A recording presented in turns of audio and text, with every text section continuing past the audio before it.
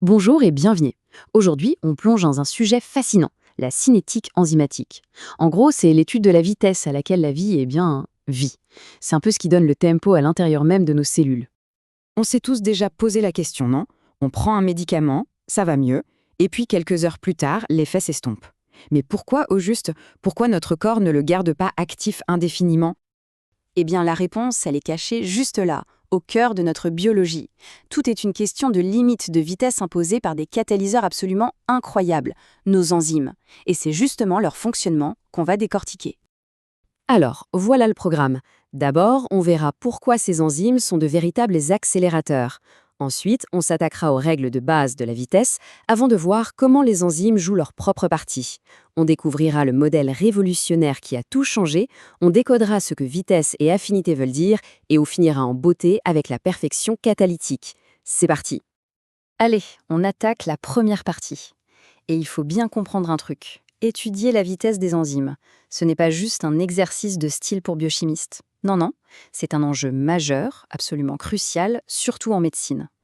Concrètement, qu'est-ce qu'on cherche à savoir? D'abord, quelle est la vitesse de pointe d'une enzyme, sa Vmax? Ensuite, à quel point aime-t-elle sa cible, son substrat? C'est son affinité, le fameux Km.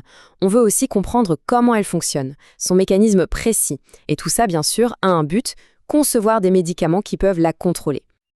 Ok, avant de voir en quoi les enzymes sont si spéciales, petit retour aux fondamentaux de la chimie. Il faut qu'on comprenne les règles du jeu de la vitesse de réaction pour mieux apprécier à quel point les enzymes les réécrivent complètement. Le cas le plus simple, la réaction d'ordre zéro.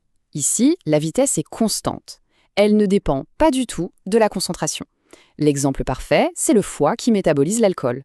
Une fois les enzymes saturées, elles travaillent à fond, à vitesse constante. On peut rajouter de l'alcool, ça n'ira pas plus vite.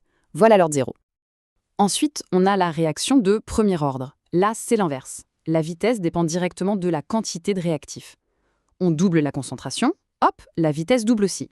C'est très courant pour l'élimination d'un médicament. Moins il y en a, plus la réaction ralentit. Donc, pour faire simple, ordre 0, la vitesse est bloquée, constante. Premier ordre, la vitesse est flexible, elle suit la concentration. Il faut vraiment garder cette distinction en tête pour la suite. Et c'est maintenant que ça devient passionnant. Parce que les enzymes, elles ne choisissent pas leur camp. Elles ne sont ni ordre zéro, ni premier ordre. Elles jouent leur propre jeu, un jeu où les règles changent en cours de route. Tout se joue en 3 actes. D'abord, l'enzyme et son substrat se rencontrent. Deuxième acte, crucial, ils se lient et forment un complexe temporaire, le fameux complexe ES. Et enfin, le substrat est transformé en produit et l'enzyme est libérée, prête à recommencer. Ce complexe ES, c'est vraiment la clé de tout. Alors, imaginons, quand il y a peu de substrat, la vitesse dépend simplement de la fréquence des rencontres. Plus on ajoute de substrat, plus il y a de rencontres, plus ça va vite. Ça nous rappelle quelque chose? Oui, c'est un comportement typique de premier ordre. Mais si on continue d'ajouter du substrat, il se passe un truc étrange. À un moment, la vitesse arrête d'augmenter, elle plafonne. On a beau en rajouter, ça ne change plus rien. La réaction a atteint sa vitesse de croisière. Mais pourquoi? Ce phénomène porte un nom, la saturation. C'est tout simple en fait. Toutes les enzymes sont occupées. Leurs sites actifs sont pris d'assaut. Elles travaillent à 5% de leur capacité. Et là, la vitesse ne dépend plus du tout du substrat qu'on ajoute. On est passé en mode ordre zéro. Cette courbe bizarre qui passe d'un ordre à l'autre a été une vraie énigme pour les scientifiques. Jusqu'à ce que des esprits brillants élaborent un modèle pour tout expliquer. Ça a commencé en 1902 avec l'intuition de ce fameux complexe ES. Puis Henry a tenté de le mathématiser. Mais la vraie révolution, c'est en 1913 avec Léonore Michaelis et Maud Montaine. Leur idée de génie a été de mesurer la vitesse au tout début de la réaction, la V0, pour avoir des données pures. Et ça a tout changé. Voici l'idée centrale de leur modèle. Ce qui dicte la vitesse, ce n'est pas la concentration du substrat lui-même, mais bien la concentration du complexe ES. C'est ce complexe qui est le véritable moteur de la réaction. Et de cette idée découle l'une des équations les plus célèbres de la biochimie. Elle peut sembler complexe, mais elle décrit mathématiquement à la perfection cette courbe qu'on observe. Elle relie la vitesse initiale, V0, à la concentration de substrat, S, via 2 paramètres clés, Vmax et Km. D'accord, Vmax, Km, mais qu'est-ce que ça veut dire concrètement?